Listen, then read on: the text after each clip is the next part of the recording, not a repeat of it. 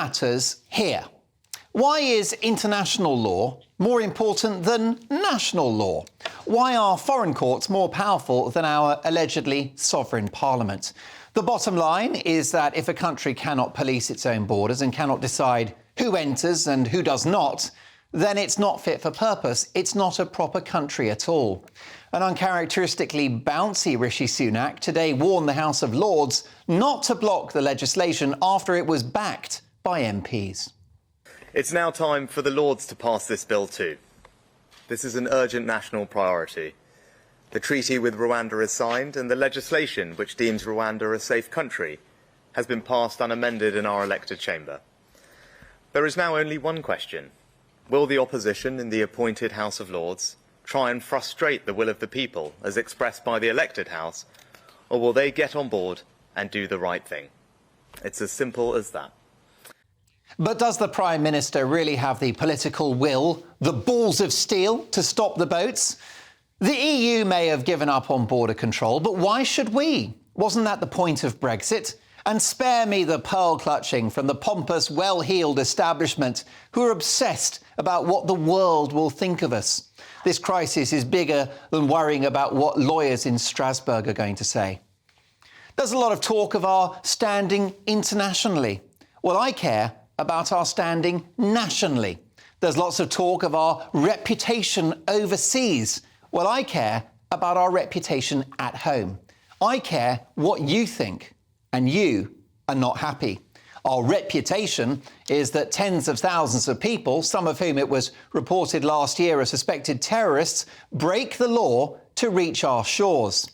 Our reputation is one of a country which has lost control and where international gangsters who make many millions from trafficking human beings in what has become a humanitarian disaster are actually the ones in charge.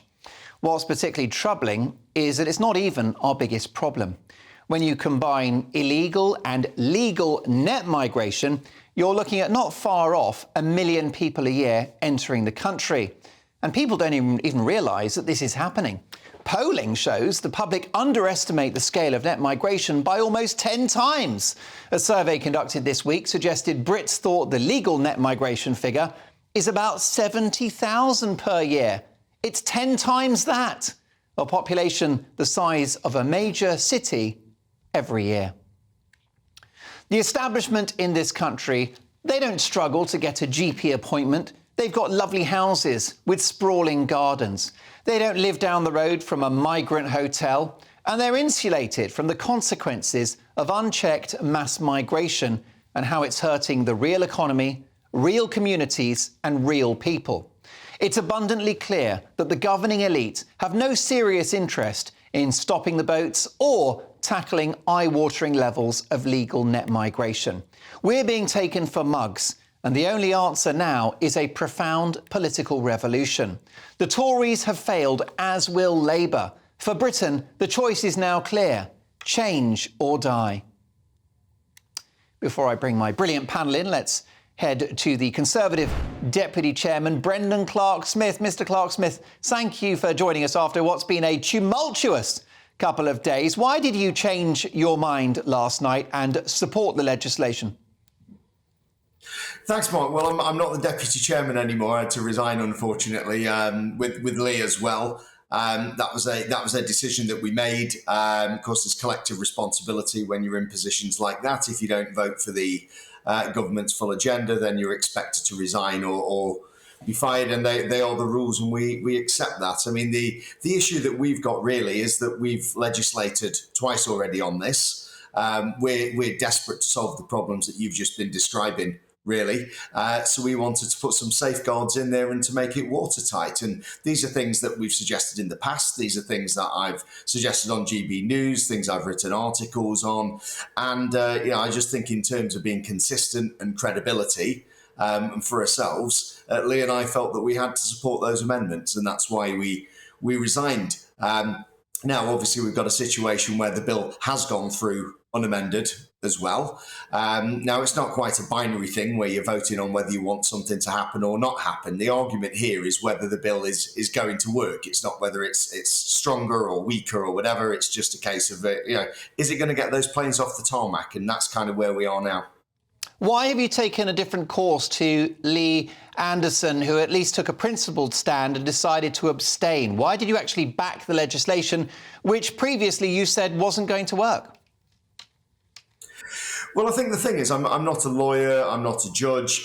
Even with the legislation that we're proposing with the amendment, we're not going to know if that would have worked until that actual plane takes off. So, the biggest worry is that we have no legislation at all, which is the worst of all worlds. So I'm prepared to listen with that. I'm prepared to see whether this goes through the courts and whether it's successful or not. I really hope I'm wrong with that, and I hope it does work.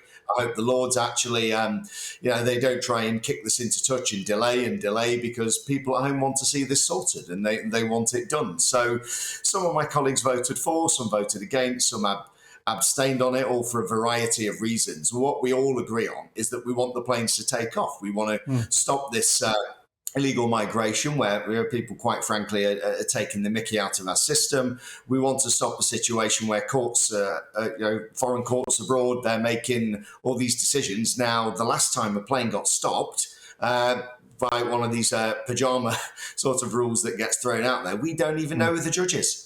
Because the ECHR, they've given themselves these powers. Nobody else has given them. They've just taken them. And,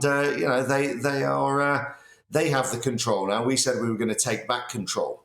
So if this doesn't work and if we don't get the planes off to Rwanda, I think when we come to the general election, we need to have another discussion. And that's about our relationship with the ECHR, whether we can still have that, the Human Rights Act, the whole Blair era legal framework that we're under. Now, I'd like to change that anyway.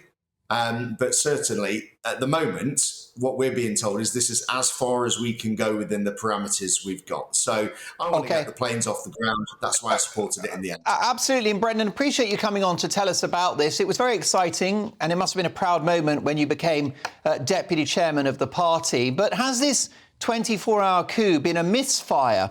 Chaos for the government, lots of reputational damage for the Prime Minister, and you're out of a job, but the bill went through anyway. What was the point? I think it was important to make that argument there. It's not a case of saying that I can say I told you so if it doesn't work at the end. I mean, we genuinely wanted to make the changes there. Now, we will have colleagues who will argue the opposite and say actually what we're doing made it less likely the planes were going to take off for various legal reasons. And I respect that opinion as well. And I really hope that they're right with that. But what we thought is, if you don't put that pressure on, if you don't sometimes take it to the brink, in our case, where we ended up having to resign from our positions in the end, then people don't take you seriously. And sometimes, you have to push it as we did with Brexit in the end. But briefly, Brendan, what information changed between you rejecting this new legislation and then voting for it? Well, I think this is the technical side of it, Mark. So we didn't actually reject the legislation. So it had already gone through on second reading. People voted that through. So the general aims of the bill is something that actually we all agree with. We're all fine with that. We're all happy with it.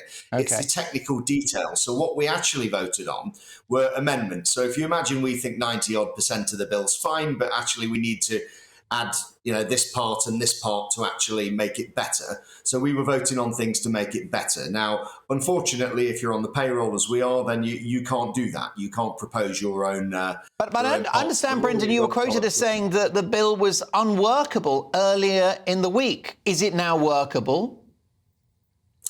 It's not so much whether it was unworkable as the fact I wasn't sure it was watertight, I think, is the main thing I was using. And we know what lawyers are like. We know what these courts are like. And I wanted to cut off all those avenues there. And that's what Robert Jenrick, that's what Cash were trying to do. So that's why we wanted the amendments, Mark.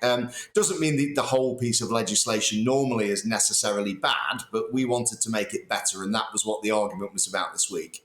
OK, well, last but not least, Brendan, what is the timeline for flights to Rwanda? You're always really direct and honest with me. I always appreciate that. You're a sure-footed politician. Will there be planes in the sky before a likely November general election, or will it be pigs flying? Well, we wanted it in spring originally.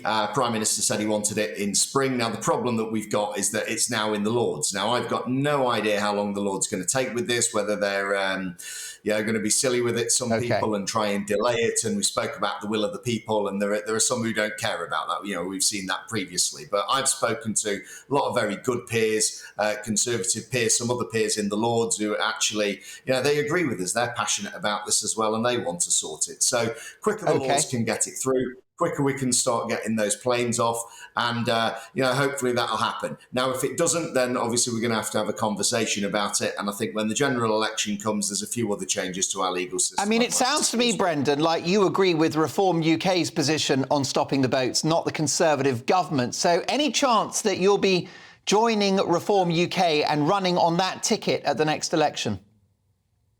Well, of course, the Rwanda plan's our policy, Mark. So, and the thing is, you've got to deliver it. And it's us or it's the Labour Party at the end of the day. And I see Richard Tice was very kind to Lee Anderson and I, but I'm a lifer. I've been a party member for 25 years. It's like my football team for me. So, no, I'm very much a Conservative for life, I think. Do you categorically rule out standing for Reform UK at the next election? Me? No, I'm very much the Conservative MP for Bassett Law, the Conservative candidate, and I hope to be for many years to come, Mark. Brilliant to see you on the show. Brendan, thank you so much for making the time. We know it's been a busy 24 hours for you. My thanks there to the Conservative MP, Brendan Clarke-Smith.